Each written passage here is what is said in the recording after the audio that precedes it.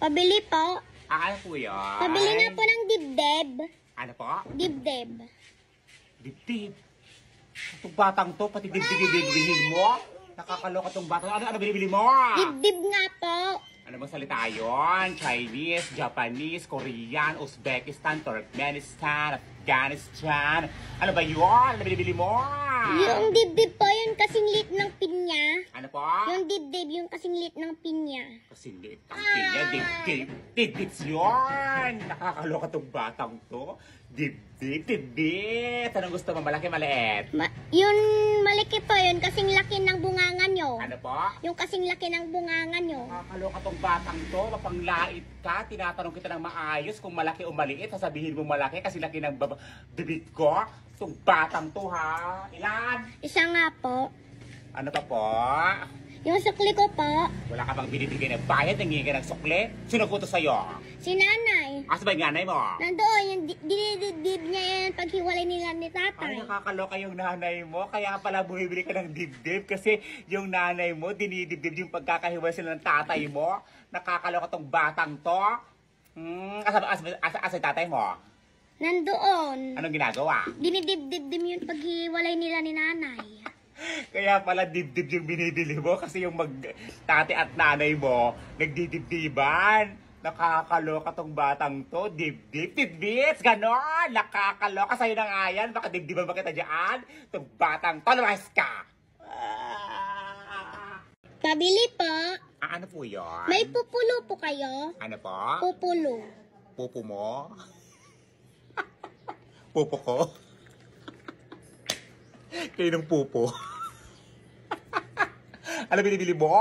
Pupulo nga po. Ano nga po yun? Anong salita yun? Chinese, Japanese, Korean, Uzbekistan. Mabango ba yun? Mabango. Mabaho. Ano nga yung binibili mo? Ano yun? Ano yun? Pag kinikis-kis may lumalabas na apoy. Pag kinikis-kis, may lumalabas na apoy. Pupulo. Nakakaloka tong batang to. Posporo yun! Ilay! Siya nga po. Batang to, pupulo. Pag kinikis-kis, may lumalabas na apoy. Posporo! Ano pa po, ka? Wala na po. Bayad niyo po? Sukli ko po. Ayan na naman si sukli-sukli. Nakakaloka tong batang to. Wala pang binibigyan ng bayan ng inisukli. Sino utos sa'yo? Si tatay. Kasi yung tatay mo? Nandoon, nagsasaing. Nagsasaing ng Hangin. hangin? Sinasaing niya yung hangin? Pwede ba yun? Nakakaloka tong batang to. Kaya pala gustong bumili ng populo. Kinikis-kis ng may sunog. Kasi nagsasaing ng hangin. Brilyante ng hangin. Brilyante ng apoy. Ganon. Sino ka doon? Encantadya ka, no? Encanto ka, no? Ikaw, imaw. Imaw ay sis! Itong batang to, panglait ka. Imaw, kabayo. Nakakaloka kayong ano kayo, ha? Anong tawag mo dito, ha? Pupulo. Pupulo. Nakakaloka, pupulo. Posporo! Sabihin mo, posporo. Pupulo. Pag hindi mo ito nabibigay ng maayos, ikaw ang lalabasan ko ng, ng apoy. Pupulo.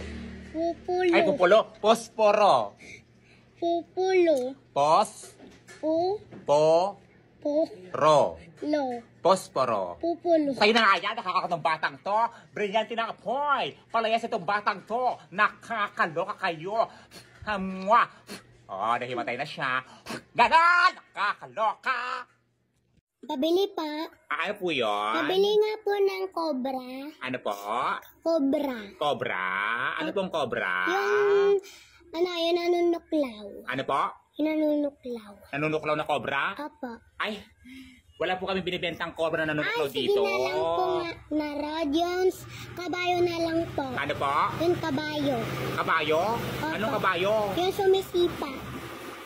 Wala kayong binibentang kabayo dito na naninipa? Nakakaloka ka naman. Ay, sige na lang po. Yun alak na lang po. Anong alak? Yun hindi nakakalaseng. Nakakaloka tong bata to. Ang aga-aga ha. Alak ay di nakakalasing.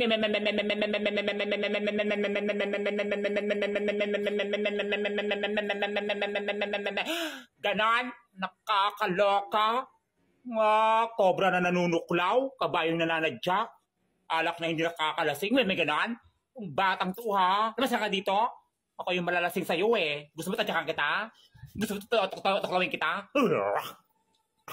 Ganon? Basta nga dito. Kung batang to, kung anong binili mo dito. Mo naman ang paraan, Mari. O, ilang taon na yung utang mo sa akin dito? 5,000 na, o. Di ka ba makapag-antay? Tao po. Ano po yun? Uy, kumari. Baka naman, baka pwedeng maningil ng mga pautang sa'yo.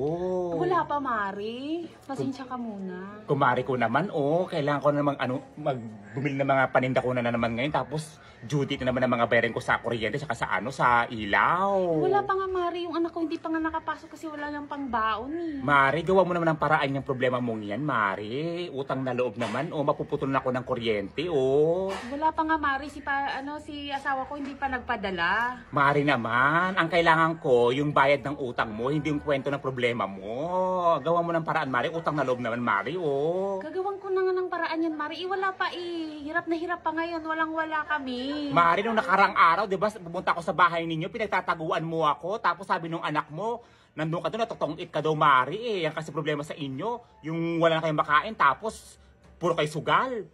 Uutusan mo pa yung anak mo na mangutang dito hanggang sa magkada-kanda baon na kayo sa utang, kakasugal mo. Wala pa nga eh. Kawawa. Hindi naman kita tatakasan eh. Babayaran ko naman yan. Kawawa tuloy yung asawa mo naghahanap buhay sa Maynila, tapos ikaw naman na ang ganda-ganda ng buhay mo dito, tong-it. Puro kalinding, itong babaeng to, buhay mo talaga, puro sugal.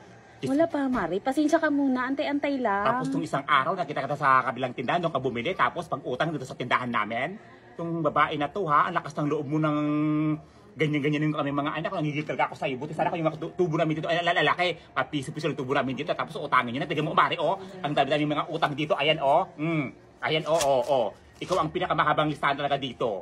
Uutusan mo yung mga anak mo para mangutang dito, na mamakaawa, pero pag ikaw naman, pagbili sa kabilang tindahan, itong babae na to lahat ka lang talaga, yung 10 anak mo, paisa-isa mo, iniutos na talaga dito. Wala nga pa, Mari Magantay-antay ka. Mari Wala naman, pa gawa mo pera. naman ng paraan, Mari. Ilang taon na yung utang mo sa akin dito? 5,000 na, Di ka ba makapag-antay? Wala Mari. pa nga eh. Mari. Hindi naman kita tatakasan, Mari. Ano na tayo sa hindi tatakasan, Mari? Ilang taon na, ilang siglo na nakakaraan. Hihintay mo maging, dito, kalansay para magbayad ng utang mo? Buti pa yung taon natapos na, pero yung utang mo lang katapusan. Nakakaloka ka. Wala pa nga, Mari. Antay-antay ka lang. Puro ka antay, puro ka pangako. Yung pangako mo, puro napapako. Nakakaloka ka. Yung problema ng buhay mo, kinikwento mo sa akin. Hindi ko kailangan yun. Ang kailangan ko yung bayad ng utang mo. Hindi yung problema mo. Oo nga, Mari. Hindi ko naman nakakalimutan yung utang ko. Babayaran ko din yan. Hindi nakakalimutan. Hindi pa nagpadala yung asawa ko eh. Babayaran ko yan. Yung asawa mo, kawawa sa Maynila, trabaho ng trabaho. Nagkakanta kubak sa pagtatrabaho, samantalang ikaw, ang ganda ng buhay mo. Kala mo, reyna ka. Itong babaeng to, ang sarap ng mga inuulam ninyo. Tapos yung asawa mo, kawawa doon sa Maynila. Itong yung mga anak mo na, pababayaan mo na. Wala pa nga eh. Magantay ka! Nakakaloka ka. Maghantay ka. Kailangan maghihintay kapag wala na akong buhay. Nakakaloka itong babaeng to. Utangera, sugalera, kismosa. Lahat na lang talaga ng problema sa buhay na sa'yo na. Itong babaeng to, kwento-kwento ng problema mo. Ay naku, nagigigil ko ito ng babaeng. Nagigigil talaga ako. Lumasa ka dito. Nakakahiblad ka Itong babaeng to, lahat na lang talaga, puro utang sa tindahan namin. Nakakaloka, nagninegosyo kayo para kumita, hindi para maging malugi. Itong babae na to, kapal-kapal ang mukha mo, nakakaloka. Lumasa ka! Huwag ka na babalik dito, ha?